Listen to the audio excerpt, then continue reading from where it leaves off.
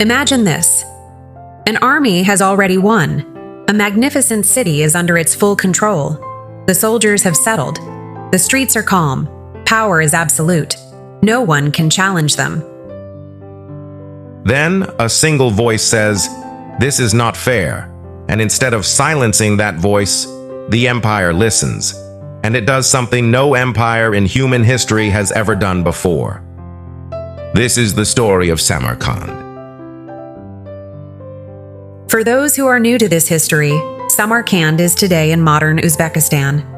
In the early 8th century, it was one of the richest and most important cities in the world, a jewel on the Silk Road. During the expansion of the early Muslim state, the famous general Qutaibah bin Muslim led his forces toward this region. His campaigns were vast, and his victories were many. When he arrived at Samarkand, he took the city. But there was a problem, a very serious problem according to Islamic law itself. In Islam, even in war, there are rules that cannot be broken. Before any city is entered, its people must be given 3 clear choices: accept Islam and become part of the community, or keep their own faith and pay jizya for protection and exemption from military service. Or if they refuse both, then and only then is there war after a clear warning.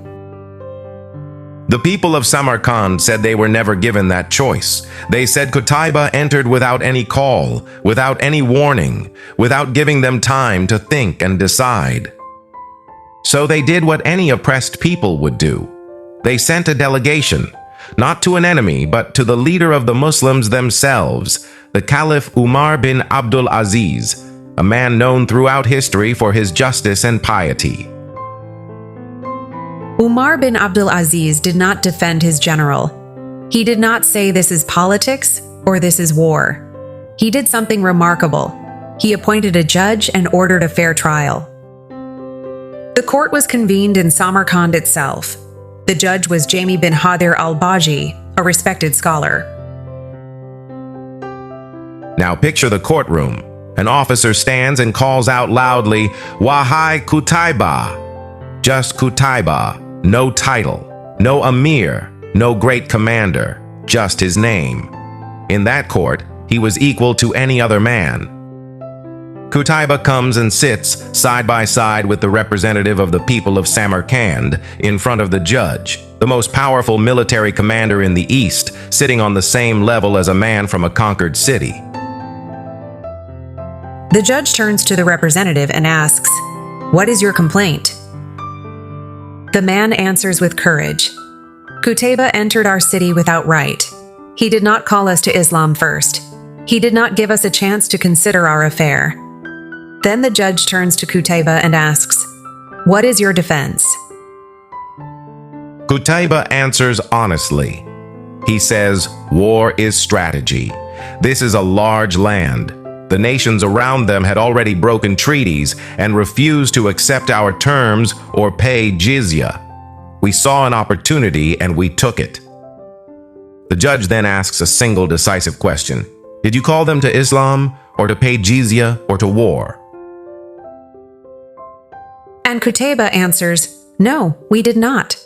We moved quickly for the reason I have stated." That was all the judge needed.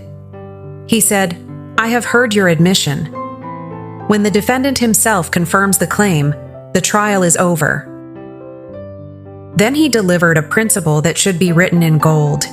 He said, "O Qutaibah, Allah will never grant victory to this nation unless it follows its religion with truth, avoids deception and betrayal, and upholds justice." Then came the verdict, a verdict that no one expected. The judge declared, "We rule that all Muslims must leave Samarkand, every single one of them. Leave your homes. No one may remain. Then after you have left, you may give them a proper invitation and a clear warning according to the law." Can you imagine the shock? The representative of Samarkand was stunned. There were no witnesses, no piles of evidence. The trial lasted only moments, and yet justice was served in its purest form. And what happened next is even more unbelievable. The Muslim army obeyed immediately. The judge himself prepared to leave. Qutaibah, the conqueror, prepared to leave. The call went out through the city. The Muslims are leaving. The people of Samarkand could not believe their eyes and ears. They heard the noise of thousands of soldiers moving, the banners fluttering in the dusty wind. They asked, "What is happening?" And the answer came, "The court has ruled against us. We must withdraw." It was a sight that made the hair stand on end. A victorious army leaving a wealthy city, not because it was defeated, but because its own law told it to. As the sun began to set, the streets became empty. Animals wandered through silent alleys, and from almost every house the sound of weeping could be heard. But the people were not crying out of joy. They were crying out of sadness. They realized these are not like other conquerors. These people would leave everything they had gained rather than violate justice for a single day. What kind of faith produces people like this? The elders of the city could no longer hold back their emotions. The whole population made a decision. They ran after the departing Muslim army, young and old, including their own leader, and they were all shouting one phrase with tears in their eyes: La ilaha illallah Muhammadur Rasulullah. They chose Islam, not because of the sword, but because of justice. Ya Allah, how great was that event? Truly, this is an incident written on pages of gold in the history of this ummah. Think about it. When in history has a victorious army been taken to court by the very people it conquered, judged by its own law, ordered to leave, and then obeyed that order willingly? By Allah, such an event has never happened anywhere else. It sounds like a fairy tale, if it were not recorded in our authentic historical books. And this all happened during the caliphate of Umar bin Abdul Aziz, may Allah have mercy on him, when the people of Samarkand sent their messenger to him to report that the Muslim army entered without warning. This story, cited by Imam Mustafa as-Sibai in Min Rawai Hadharatina, reminds us of a forgotten truth. Islam did not spread primarily through power. It spread because when Muslims truly practiced Islam, their justice was more powerful than any army. The question for us today is simple.